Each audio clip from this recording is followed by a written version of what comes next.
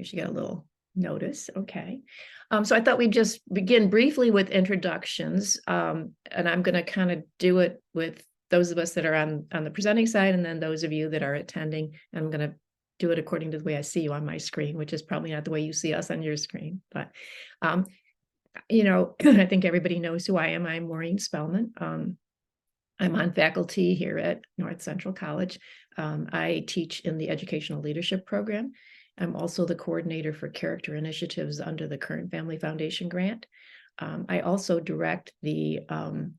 I serve as the director of the Masters for Leadership in Higher Education. And I also coordinate the director of special education suite of courses that we offer. So I often get my hats confused because I wear too many hats. So this is my 5th year at North Central. And prior to that, I spent 19 years at St. Xavier University as a professor there as well. So I'm going to turn it over to my liaison, Julia, to introduce herself. Hi, I'm Julia. I'm a North Central alum. I graduated in 2022. I'm the first-gen grad student liaison, and I'm also in my 2nd year of the higher ed leadership program, and am anticipating to graduate in May. Awesome. And Mrs. Weisselglad? Hi, I'm Sharon Weisselglad. Like everybody else, I'm wearing a few different hats. So I work with Maureen directly with the Educational Leadership Program.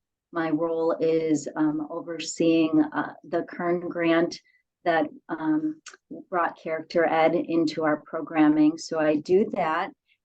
But I started my career many decades ago in being a classroom teacher and then a school administrator. And I've been in higher ed a few decades.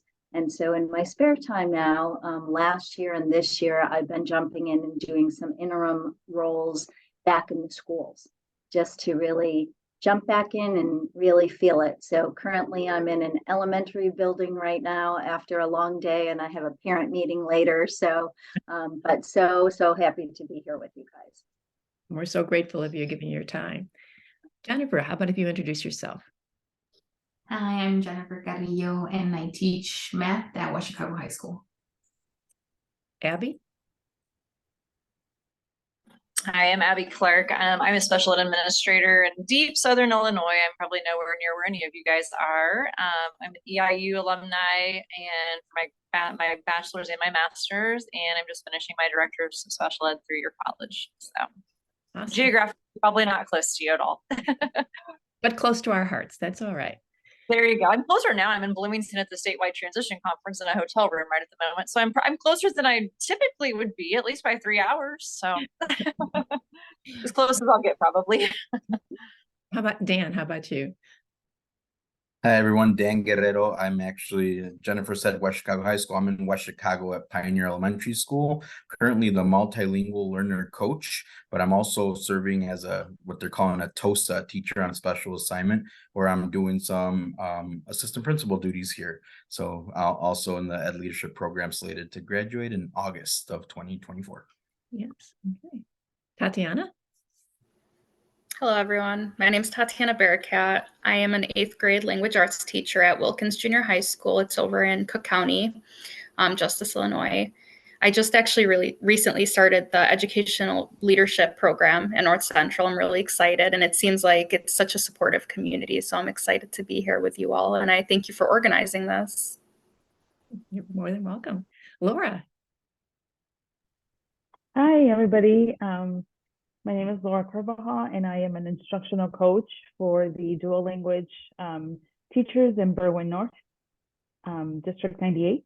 And I am in the cohort where Daniel is as well. So this is year 2, starting year 2, and hopefully we'll be done soon. So I'm super excited to be part of this group as well. It's going quickly. Okay. Well, thank you all. I'm going to share my screen. And we'll kind of move it for there. So let's see if I can. So what I'd like to do is just kind of lightly go over what we're going to do. Obviously, we've just done our introductions. I want to do a brief overview of some of the resources that are available here at North Central for our, our first gen students.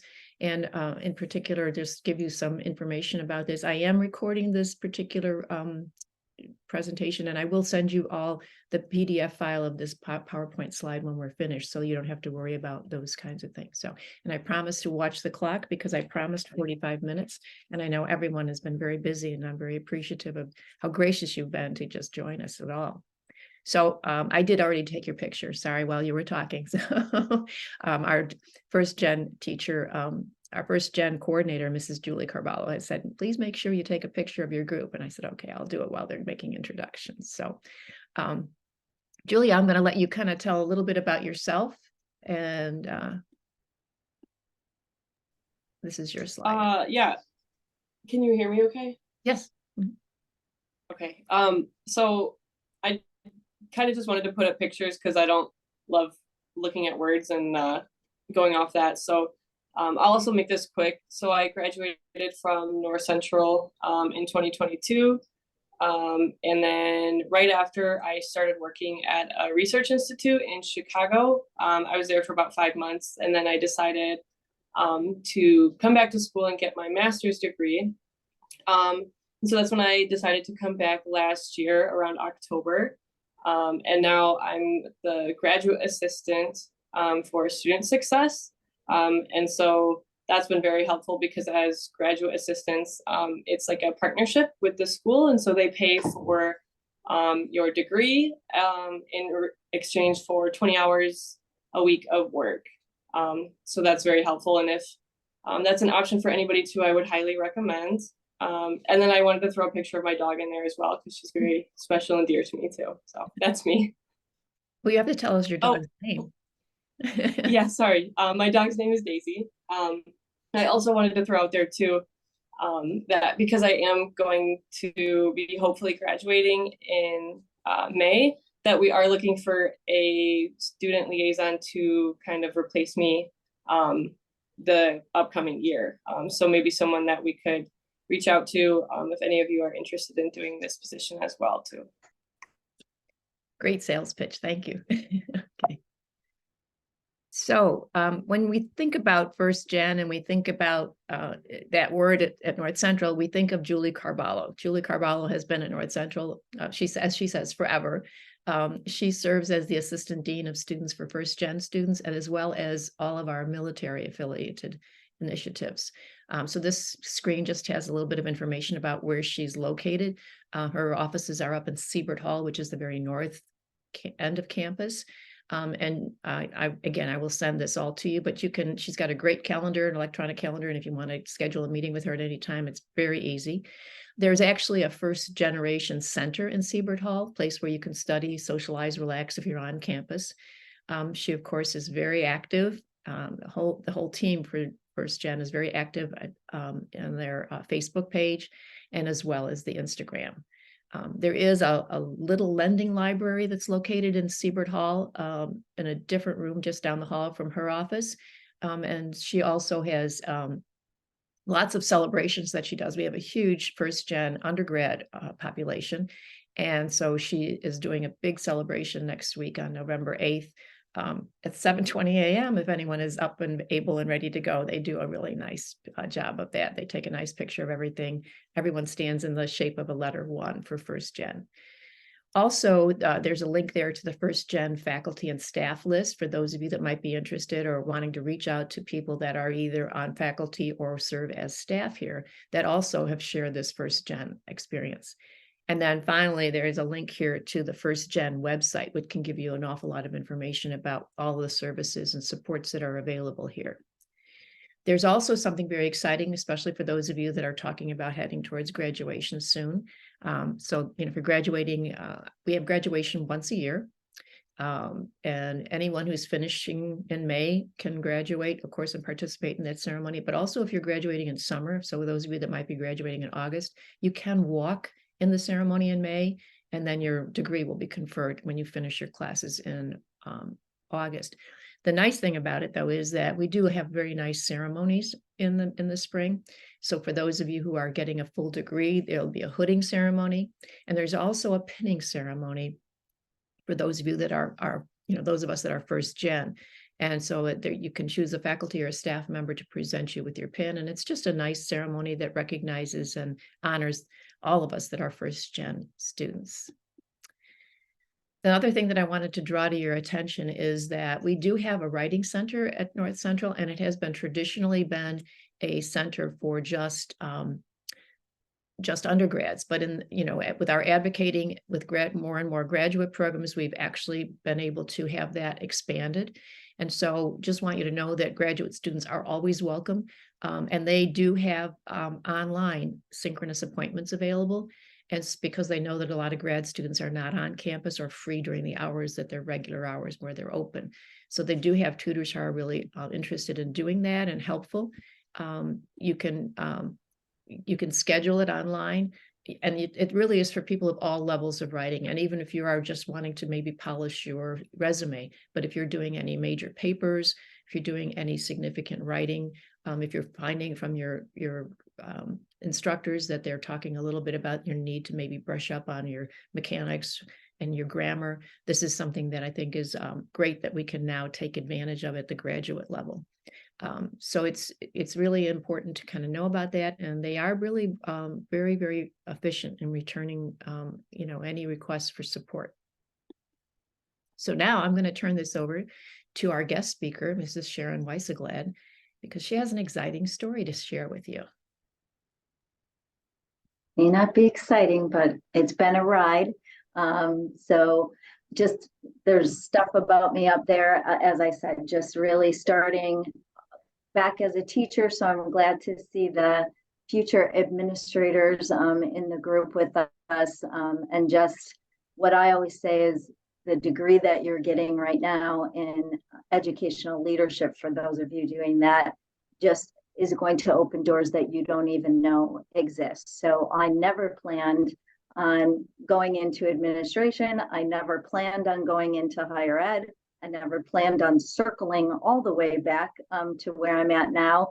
And I love to hear everybody's stories, because I think a lot of people are like that. I think you have one vision about yourself, and then you get opportunities. And if you continue to say yes to those, then it takes you on quite a nice journey. So I like to use quotes a lot in leadership and even in planning meetings or things like that, maybe because I'm not always confident in my own words, but I can always find words of somebody else that I go, oh yeah, that's really kind of, that one grabbed me, or that's something that I think too. So I just thought I'd start with that today, just kind of, we're all coming from different places, kind of centering us in that space.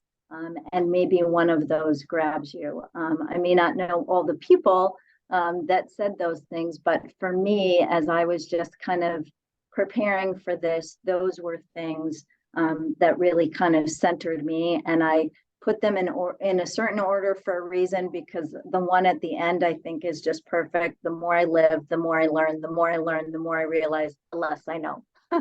So that's where we're starting from today. So we can go to the next one. I also love that this is a small group right now, but we're like a like-minded group here. And sometimes I feel like I enter a room or enter a group with kind of this like badge on me, like, okay, this is who I am. And sometimes in my personal worlds or family worlds, I feel different than others, because it's like, yeah, I actually like reading books, or yeah, I know I don't have to go to that conference, but I actually loved going to that conference. Or Maureen and I are the same way, that we go somewhere and then we go afterwards and dissect it and talk about it. And so I don't know, I'm making some assumptions here, but for a lot of us, we're probably on that same bus, that we're here because we like learning. And if you're the first one in your family doing this, and I think at a graduate level, first gen, you're actually probably even another tier of different, and maybe a smaller group of people that might understand you. So, you know, we talk a lot about all relationships really built on trust and sharing of things with one another. And that's hard to build this connection in a 5 or 10 minute thing. So I thought that I would open up with a story of vulnerability. And I have a picture of an airport there. It's a really nice, like, cartoon picture, and it looks very, you know, unobtrusive, like not scary at all. I think maybe people would guess that I was afraid of flying, or I was afraid of falling out of the sky. But the truth is that I didn't travel by myself on an airplane until I was in my late 40s. And the reason why was because I didn't want to look stupid in the airport. I thought everyone else knew how to navigate the airport. And what if somebody looked over and saw this woman like having to check a board 3 different times? Or what if I had to ask directions to get one place or another? And it's ridiculous. But to me, that's when I think of that, and I think of what I was missing and how I was kind of putting that on myself. It finally took me to say, there's people who don't even know our language, and they're getting through the airports. And what if I do have to ask for help? I'm not going to see those people again. And what would I think of somebody that was struggling through? I would want to help them. So I don't know about you, but for me, that's kind of what it felt like sometimes to be a first gen student. Is I didn't know who to ask. I thought everybody else knew how to navigate things, and I just didn't. I didn't even know first gen. I didn't even really know that term until I met Julie Carballo. So if there's anyone that you want to connect with, she is the kindest, most amazing woman. And we at North Central really have amazing resources for everyone first gen. So I even learned first gen from North Central. So let's go on to the next slide. So like I said, I love to I do this all the time. I ask people, how did you get here? You know, you're in this amazing position, but what was your story and where did you start? Because I really am interested in that. And I think that helps to give me that perspective of we all start at different places, because sometimes I make the assumption that everyone knows how to do things that I may not know how to do. And just people that have gone through their trials or gone through their different steps. And so unfortunately, we don't have time for everyone's stories, but I was like, let's really start at what is first gen. And as I said, I think there's different definitions for it. I just grabbed this one, but for, you know, it's really about someone that's kind of doing this for the first time in their family. And as I said, I think graduate school is a whole nother level. I know that was different for me. People knew I had to get a degree to become a teacher, but it was like, why do you want to go? You really need a master's degree? You want to go back to school at your age? And Dr. Spellman got her doctorate and went back and got another degree after that, because we all have that learning addiction. But so I saw the sample definition, and then just like any good researcher, I was like digging in, what else could I talk about? And, you know, what could I grab for this presentation? And there is a new book. It just launched in September, and it's called First Gen. And this Alejandra, she actually is a Latinx first gen, and ended up working for the Obama administration. And it just seemed, I've not read the book, but I'm going to grab it because I like reading books. And but the little preview that she has promoting it had this quote, and I just I really grabbed onto this.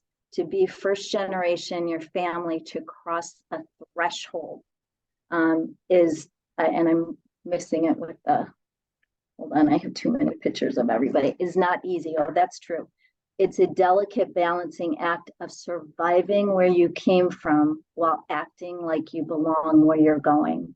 And, you know, whether we all have different stories, you know, whatever we survived, but I think sometimes, at least I'm speaking for myself, there's a little bit of faking it till you make it in some scenarios when you're learning something new, no matter who you are. So I love the word that, and she used this in her promo, that we are the trailblazers, that we are blazing this new trail when people that came before us in our family may not have had those opportunities to do so. You can switch. Thanks. So Dr. Spellman and I, we've spent the last 4 years really diving into the character virtues, just thinking how virtues really play an impact on leadership. And especially those of you in the educational leadership program, that will not be the first time you hear that, but it really does change your way of thinking when you lean into that as kind of the compass to get through things. So these are just some virtues that resonated with me that I grabbed. Curiosity and inquisitiveness. I would say, you know, not being afraid to ask any questions. And even in the position that I'm in right now, you know, I'm walking into an environment where everybody knows each other, and I'm starting a school year in October instead of the beginning of the year. You know, so I just say I'm curious. Hey, can you tell me about this? I don't know this. It's humbling, but I think everybody should put themselves in situations where they're still learners. And we ask kids to do that all the time. And as we get older as adults, I think sometimes that gets harder. So, you know, I use the word curiosity. Sometimes I just say, I'm just nosy. Could you tell me more about this? Confidence and reflection. I think, you know, finding those tools, and I know in the Ed Leadership program, and we can make some available to anybody else too, you know, having those opportunities to go through a tool that kind of, you know, tells you what your strengths are or where your areas of real personal strengths to you. I think that's really helpful, because then you can know this is where I'm starting from. And I think the part that I was always bad at is remembering that not everybody has strengths in all areas. So we all have areas for growth, and just moving from there. Courage and respect. I put those two together because I think it's really easy to stay in our little safety zones, but really having the courage to reach out, venture out of your comfort zone and learn from different perspectives, respecting that.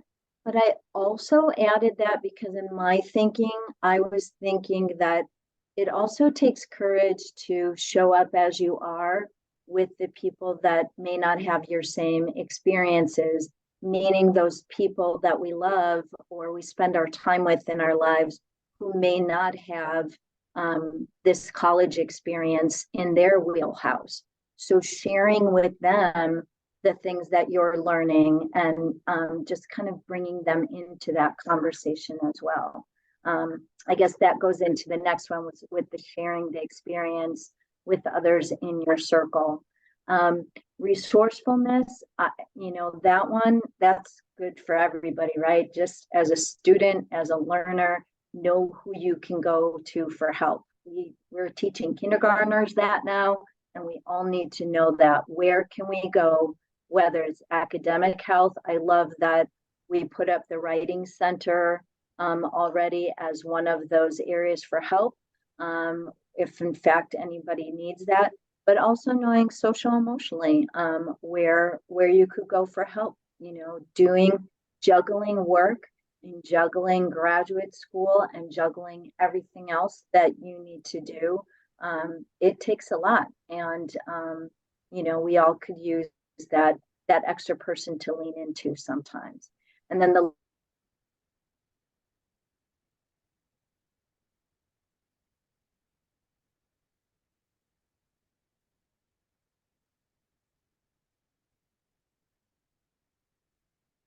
of a multi-year degree and thinking, how am I ever going to fit this in my life?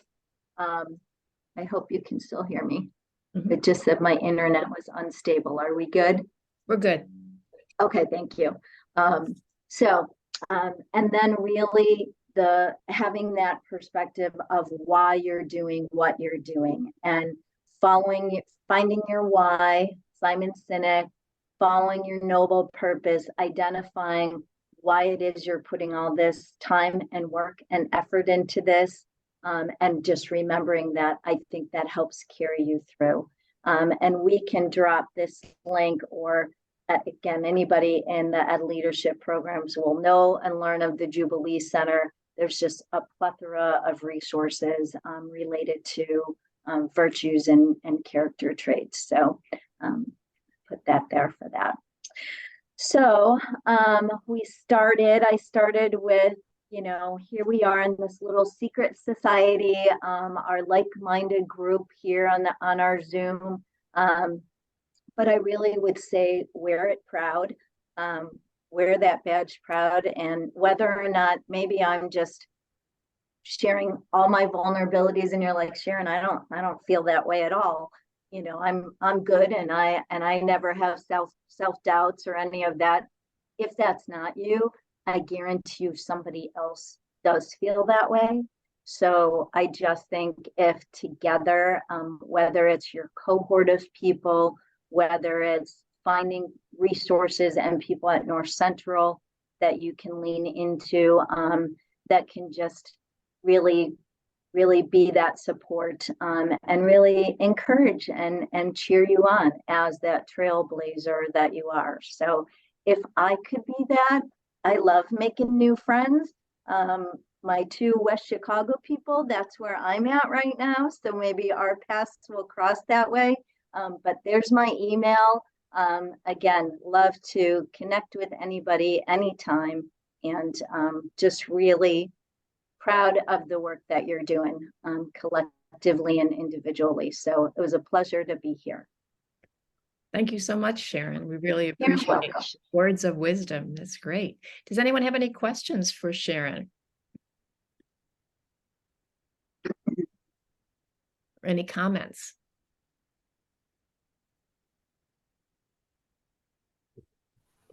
If you don't mind me asking, are you guys first generation? Yes. College graduates? Yes. Yes. So that's where I'm coming from. I mean, I had great parents, but they did not get me. They were like, and then when I wanted to be a teacher, it's like, okay, well, yeah, you need to go to school. My mom would have loved me to get my MRS degree, and she would have been good with that.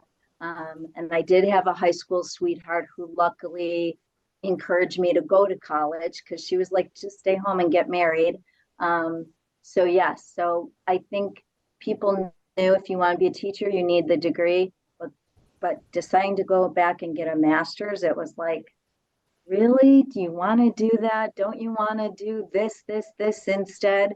I have the most amazing circle of great friends in my life.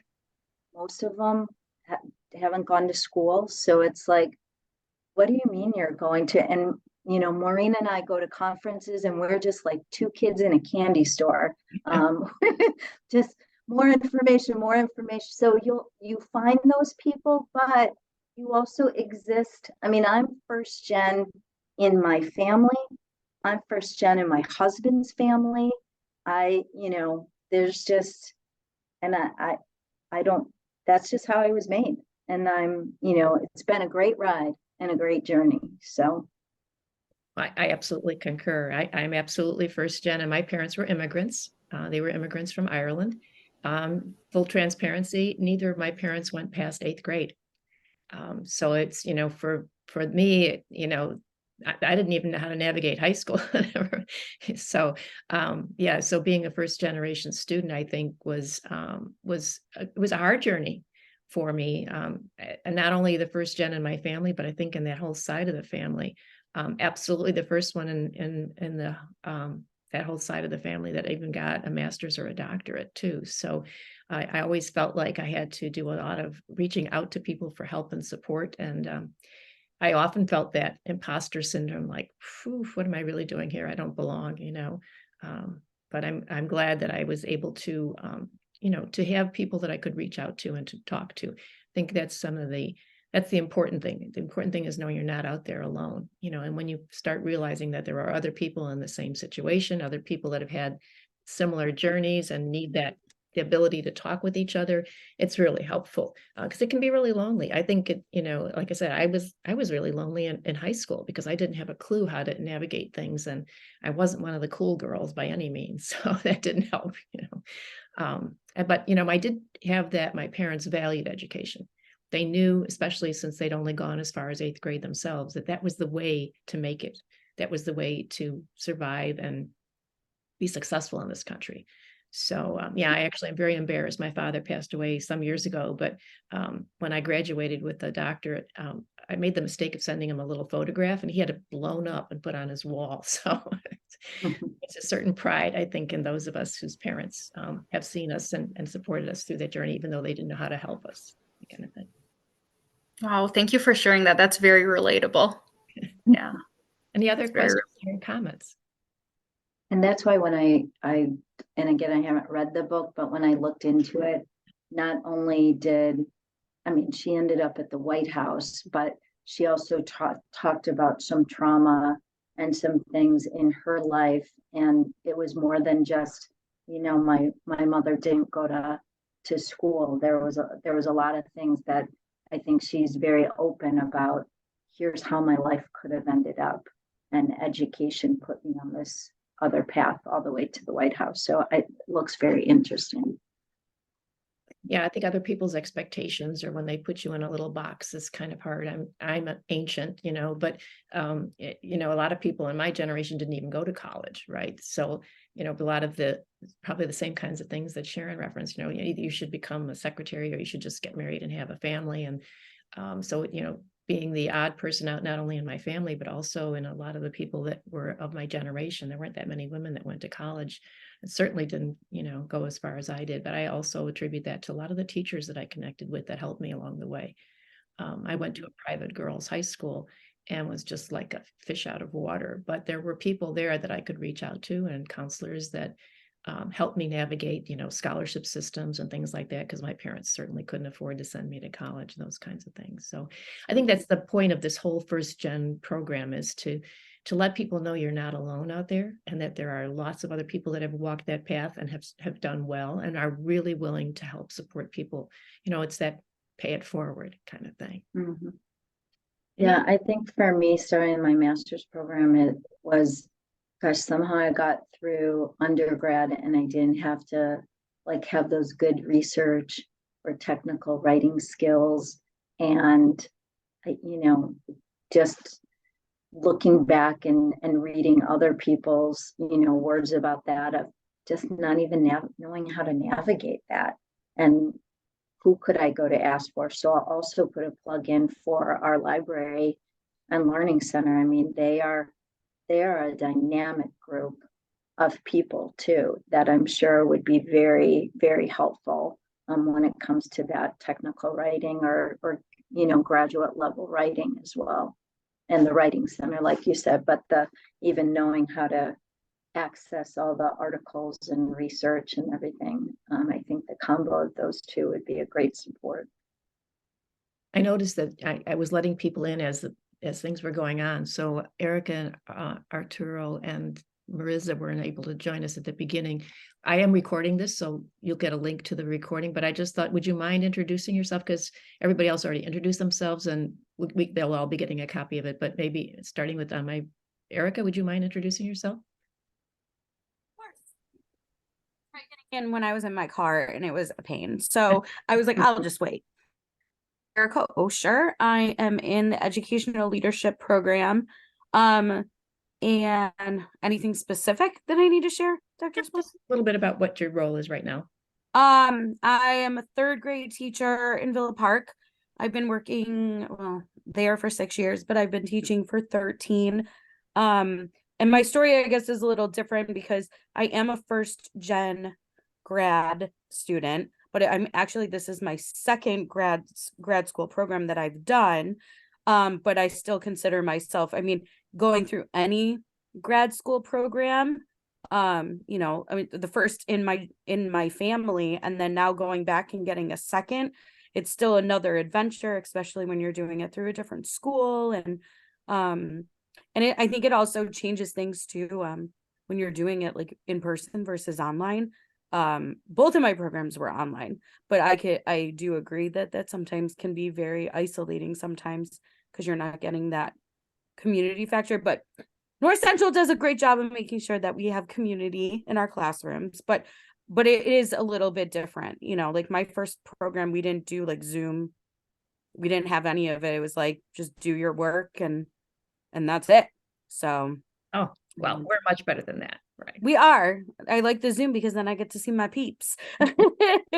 So, but that's my story. Thank you. Okay, Thanks for Arturo, having me. did you say hello? Yeah, hi. My name is Art Arvizu. I'm a fourth grade teacher in West Chicago, District 33. I'm also a first gen person. I migrated with my parents here when I was 14 years old. That was 20 years ago, 20 plus years ago. Mine was a little different because I came here with no English at all. So I had to go through the whole, you know, I went through high school. After high school, when I graduated, I only spoke a little bit of English, but, you know, went through college, kind of like where I had to work 40 hours a week to pay for my, for college because my parents couldn't afford it at that time. But, you know, I'm here, doing my second master's. So, yeah, pretty. A success story for sure. I know. Yeah. So, yeah. And now, you know, I'm through this leadership education program. I'm hoping to give back to my community, you know, especially to my Latino kids who are going through the same things that I decided when I was their age. So, yep, it's me. That's my story. Thank you. Thank you so much for sharing, Arturo. Marissa, can you say hello? Yes, hello everybody. My name is Marissa and I'm at District 131. Previously I was a social worker, but I'm transitioning to a new role. We are opening a Resilience Education Center. So I will take my skills there and I'll be the assistant director. I have to agree with you, Dr. Spellman. My dad only made it to the 8th grade as well because he immigrated from Mexico and my mom didn't make it through high school. So I understand that that's probably one of the things that motivated me to continue my education. Thank you for sharing. Thank you all for being so vulnerable and sharing with us. Just going to quickly share one more screen for you. And one of the things I want you to know is that basically, it's important for you to know that I am your person. I am actually your faculty mentor. I am open anytime for one-to-one conversation with first-gen students, of course, with any of my students, but in particular, you'll notice on my door, there's a sign that I am the mentor for one-to-one conversations for faculty, for anyone in grad programs that are associated with mine. Those of you that haven't been to campus, I know some of you are online students. I live in the stadium with all the football players and cheerleaders and band members. But also, you know, notice that, you know, my cell phone number is there. And those of you that have had me in class, you know that you can call me at any time. So I just want to make sure that you know that I'm here to support you.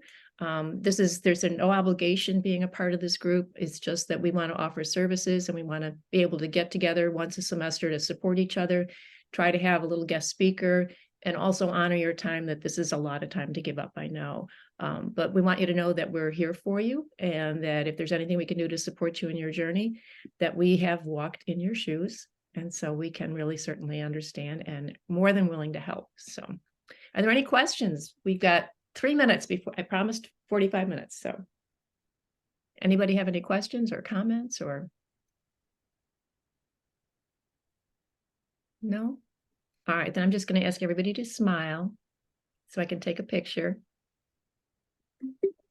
There we go. Oh, we got one more time. Abby, all right. Hang on for a second. There we go. I got you all captured. So I will, I'm recording all of this. So I will send you an email later on with a link to the recording and a copy of the PowerPoint slides in a PDF file. So you have the links to those resources. So I'll just say thank you so much. It's been wonderful seeing you all here. I really appreciate your coming and I hope to see you all soon. Have a good evening. Nice Thank meeting you. you all. Here. Thank you. Bye. Bye.